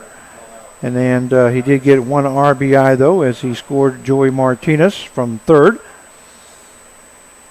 Actually scored him from second. That ball into the ground. Nice job there by Cadena. There goes the runner to third base. It is going to be in time as they get him out. Not a very good effort there by Lincoln Andrews as he was thrown out. The ball got away from Cadena. Went to the grass area and was able to corral it and throw Lincoln Andrews out at third base. Yeah, and right there, he's in scoring position. The Cadena, we've seen him block it, but the ball was still in the dirt. I always try to tell guys if it's in the grass, if ball's outside the grass or the dirt area and it's into the grass, then take off. So there is 2 down now here in the bottom half of the 7th inning with the runner on at first base. Frank, I think that wasp up here is looking at you. I don't know. He's. Here's the pitch. That's a breaking ball missing high. Count will go now to 2-2. Well, I sure would have liked to see Martinez lay a bunt down with runners on at first and second there. Yeah. To move the guys in scoring position, because you never know, a wild pitch or a pass ball would have scored them. But again, we're starting to hit with second and third, so I mean that would have been nice right there. That one missing outside, so the count will go full now at 3-2 to Andrew Brotman, who got a base hit his last time up and scored a run. But I need Andrew. Andrew's being aggressive right there. But you also need to know it's a pretty good catcher. Wichita State catcher. He made him throw a good throw down there. The ball hit hard to third baseman. Third baseman was able to get it on the bounce. That's Zach Baxley goes to first for out number 3. So a 5-3 put out after the Rebels got the first 2 runners on base and were not able to move them over. So the bottom half of the 7th inning for the Rebels, they scored no runs on 2 hits, no errors, and 1 left on base. At the end of 7 innings of play, it is Rebels 5 and the Sluggers 3, and we'll be right back.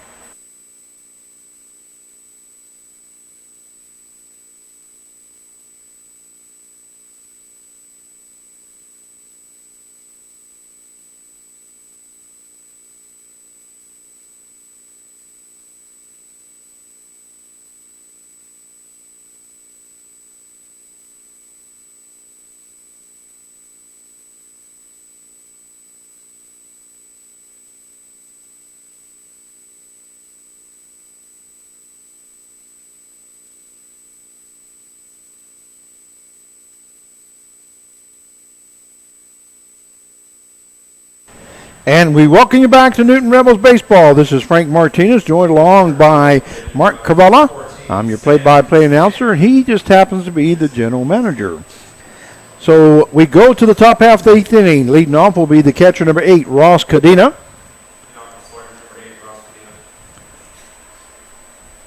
And Zach Gillick coming in for another inning of work. And here's Gillick's pitch. Foul ball hit to the third base side. Gillick picks it up, goes to first for out number 1. Oh, nice play. Great job there by Zach Gillick as he hustled off the mound. And that ball really died along the third base side. And ball was just deadened. And wow. Showed some athleticism. Gillick was able to throw Cadena out. So a 1-3 put out for the first out. That will bring up the center fielder, number 31, Will Reitz. And I will tease him about that. So you jumped off quick as a cat. There's Gillick's first pitch, missing inside for ball 1. 1-0 now the count to Will Reitz.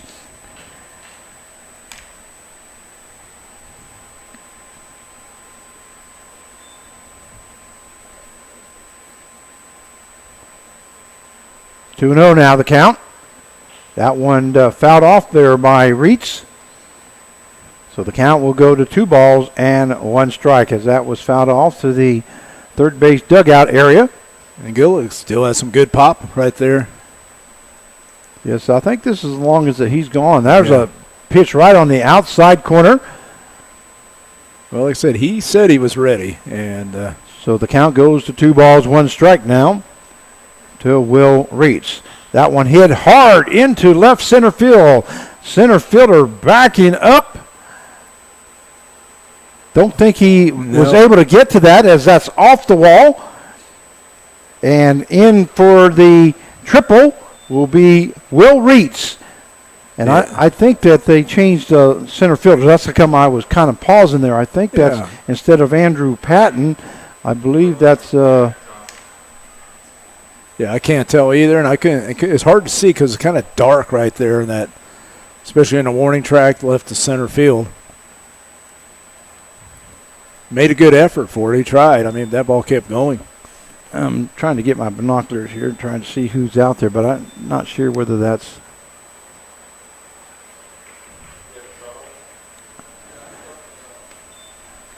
Can't tell. They're showing a Patton still out there on Point Street. But anyway, Will Reitz records a triple off the wall. Well, not just before you hit that, I noticed it's Patton out there. He was kind of playing a little to right of the pole there, more right center. A hard hit ball into left field. That one's going to be way back. And making the catch is Ricky Hockett. Scoring from third base will be Will Reitz. And the score is now 5-4. Darius Gaston now playing left field. Okay. They made some changes. They haven't changed that one there. I thought the... I think Coach Clark's made some defensive changes. Yeah, also. I believe the center fielder is not going to be Patton, but I could be wrong. It's hard because, the umpires don't turn around and tell us when they're making a defense. It's only the offense when they step to the box. That's usually when they report in. So we have a fly out for the second out. Another run does score as Reitz comes in from third base as that ball was hit hard. It's going to bring up the second baseman, number 5, Adam Tice. And that one lifted foul along the third base side. Count is 2 balls, 1 strike now to Adam Tice. And you brought up how long Gillick has gone, probably as long as outing. And this we don't know. We don't know how far he can go.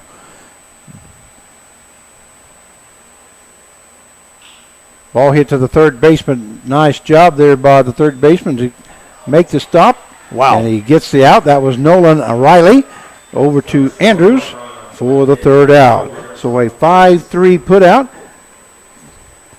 Not before the Rose Hill Sluggers score 1 run on 1 hit, no errors, and nobody left on base. At the end of 7.5 innings of play, it is the Newton Rebels 5 and the Rose Hill Sluggers 4. And we'll be right back.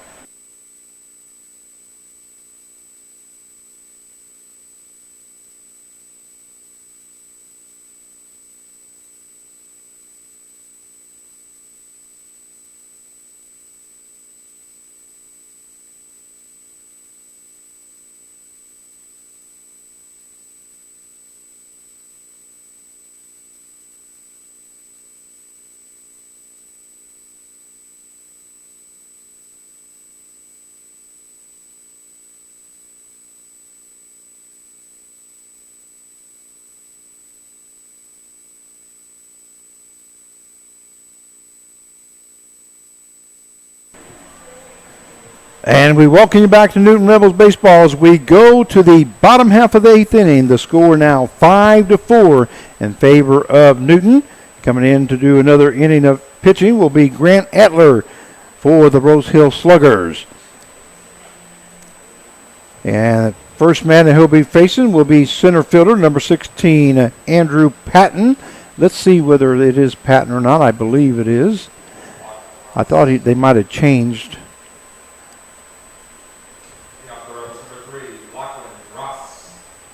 Lachlan. Well, I'm sorry. It is Lachlan Ross, and then I meant when Patton comes up. Oh, yeah. Okay.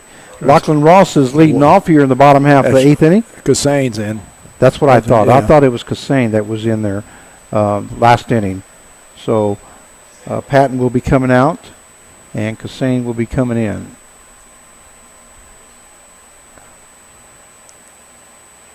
That one missing low for ball 2.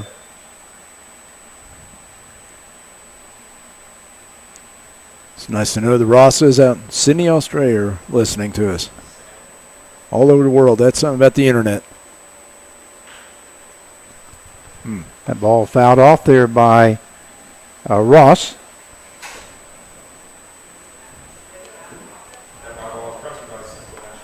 And the count goes to 2 balls, 1 strike. Grant Adler now ready to go. Or Adler, I should say. That one missing for ball 3. 3-1 now the count.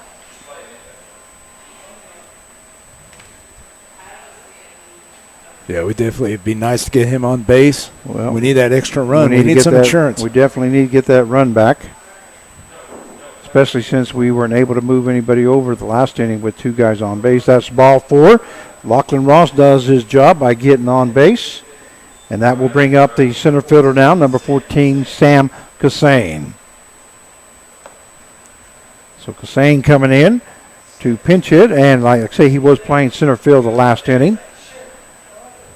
And that's what I thought that had happened. In left field, we're going to have number, that would be number 13, Darius Gaston, I'm sorry. Yeah.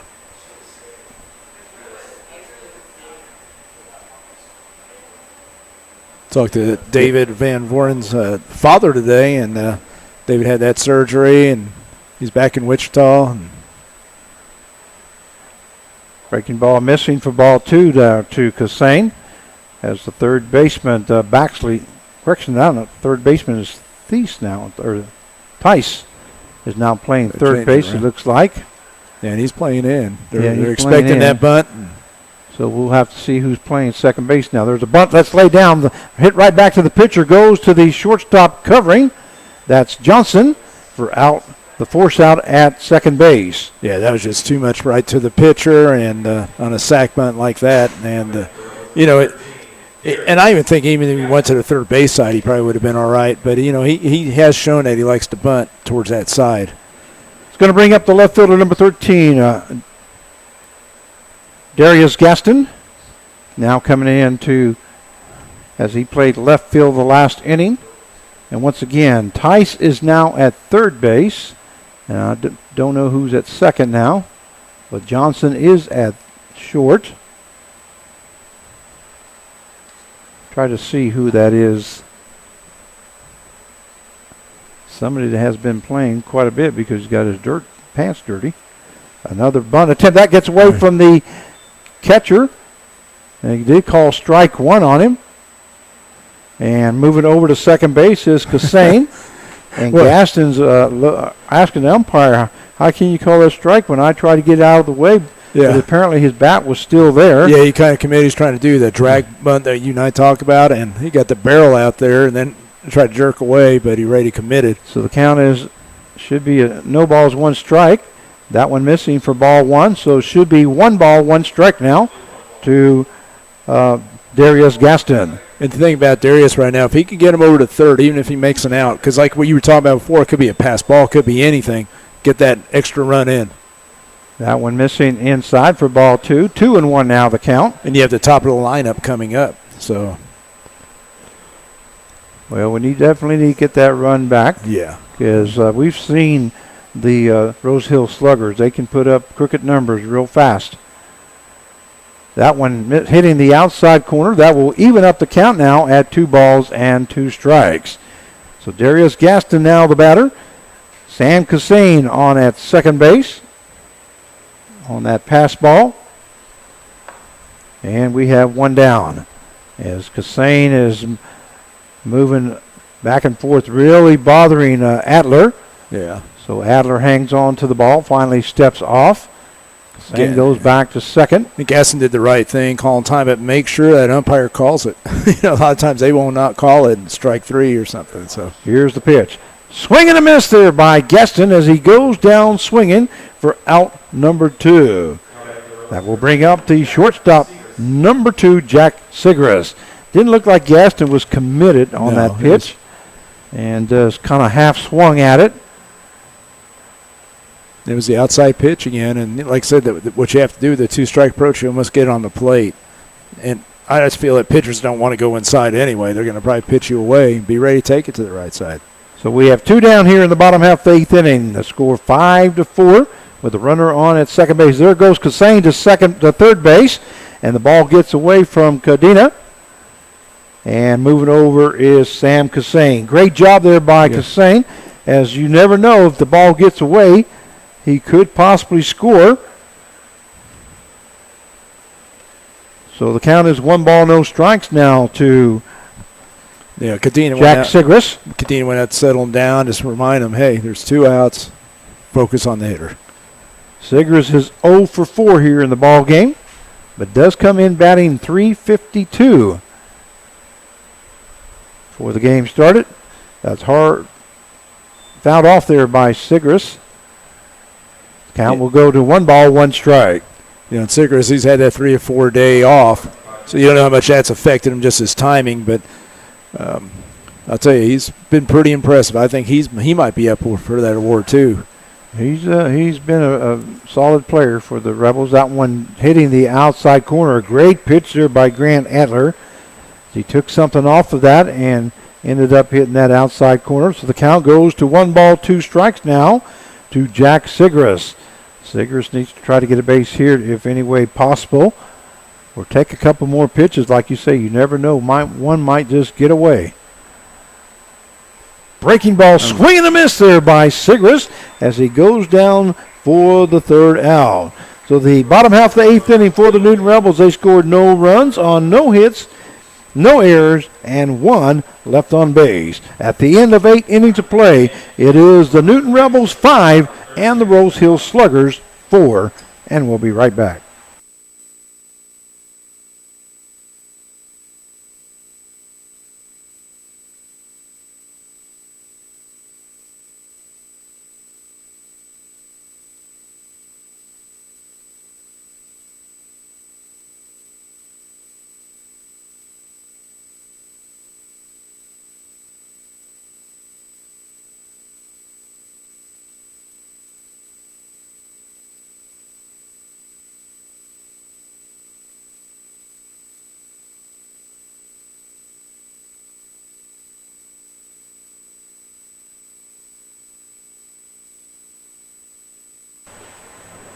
And we welcome you back to Newton Rebels Baseball as we go to the top half of the 9th inning.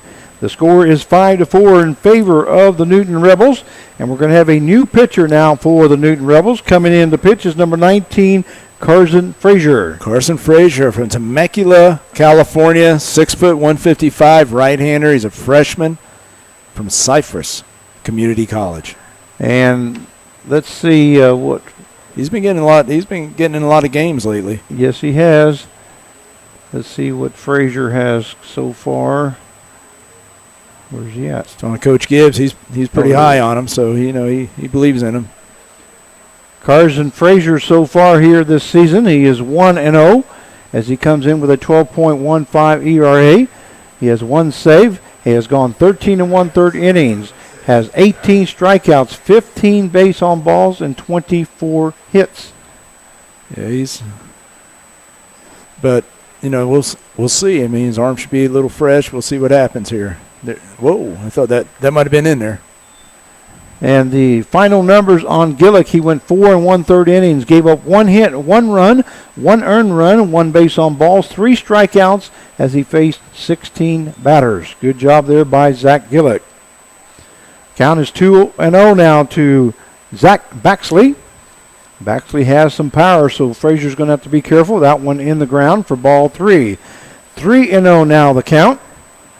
Yeah, that's one thing you don't want to do is walk the leadoff guy in the 9th inning. Nope, not when they're down by 1 run, because they're going to be bunting them over to get him in scoring position.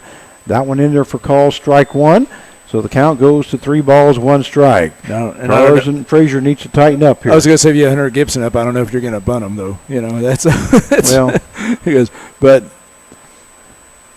whoa. That one missing inside for ball 4. So Zach Baxley will be on with a base on balls. That is his second base on balls here in the ball game.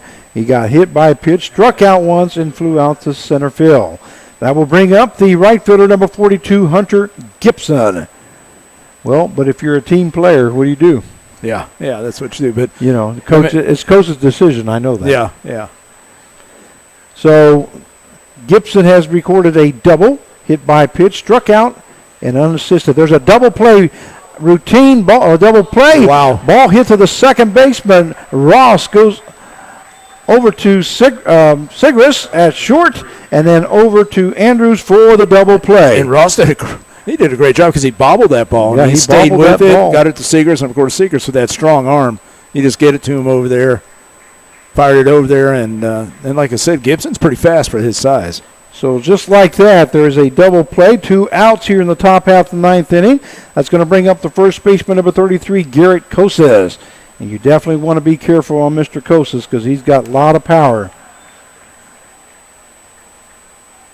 Koses is 20 for 53, batting .377, where he has 8 home runs. That one missing for ball 1, so the count goes to 1 ball, 1 strike now to Garrett Koses. Once again, Connor Frazier coming in here in the 9th. That one missing inside for ball 2. 2-1 now the count to Garrett Koses. And the pitcher's friend double play. Oh, wow. Yeah. There in the top half of the 9th inning. That one hit in the inside corner. So that will even up the count now at 2 balls and 2 strikes. You know, and I like Carson Frazier's arm, man. He's got some good movement, and you just got to get that control, work ahead. Well, I was surprised to see his ERA as high as it was because he's really pitched well the last couple of ball games. Has come in some tough situations, and the count that was fouled off there by Koses, and the count stays at 2 balls and 2 strikes. As we have 2 down here in the top half of the 9th. There's a breaking ball in there for call, strike 3. Yes. Great pitch here by Carson Frazier as he strikes out Koses strikes out for the 3rd out. And that is the ball game with the final score. The Newton Rebels 5 and the Rose Hill Sluggers 4. What a great pitch there by Koses. No, by Frazier. No, that's a great pitch because I think it even surprised Koses because I thought he was going to challenge him with the fastball. That's what we were talking about. You said fastball, but I'll tell you, man, like I said, this is probably one of the best games besides, I'd say, Zach Martinez, Houdiniac. I keep calling Houdini because I don't know how he got out of all those bases loaded and he had, 6 walks or whatever, but they still managed to win this game, and it's a huge game because to win that last game of the series here, Frank, against the Sluggers, who, 3rd place right now. Yeah.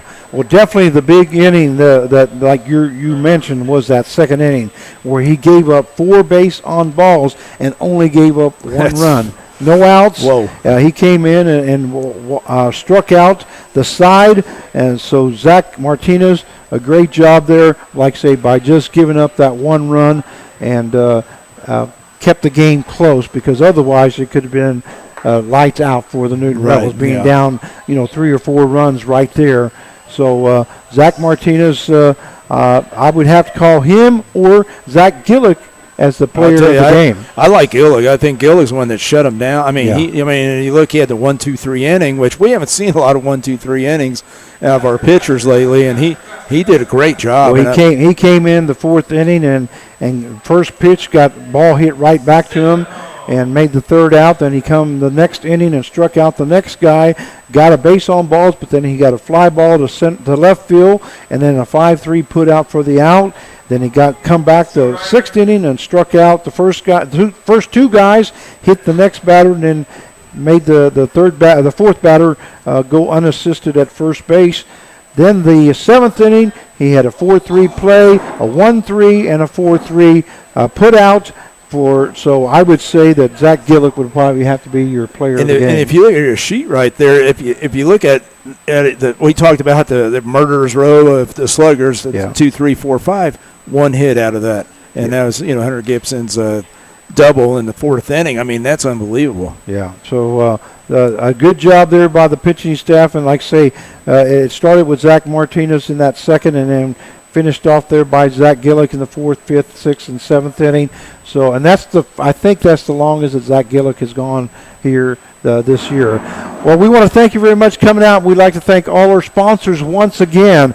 They are Miller Insurance Agency, American Family Insurance, Duty Works, Conrad Insurance Group, Boston Insurance, Pouch Enterprise, Realty Connection Store and Stuff, Roofing Services Unlimited, Shamrock Car Wash, Pate and Paul Attorneys at Law, Affordable Autos, Remax Associates of Newton, Kansas, Tim Marler and Family, Carl Hodges, Dr. Brett Wolf's DDS, Don and Lori Odom from Dodge City, Newton Rec Commission, Bob Burke, Buy Loco, and Ray Roofing. Also our host families, Connie Miller, Joe Petlow, Michelle and Brett Kaufman, Robin and Christopher Eichelman, Aaron Eichelman, Tammy Schmidt, Chad and Joni Considine, and Zach Bravo Player. And hey, we got it. What about Jake Gibbs? Jake Gibbs, our PA announcer here this evening. Taylor, doing our point streak. So we want to thank them all very much for coming out and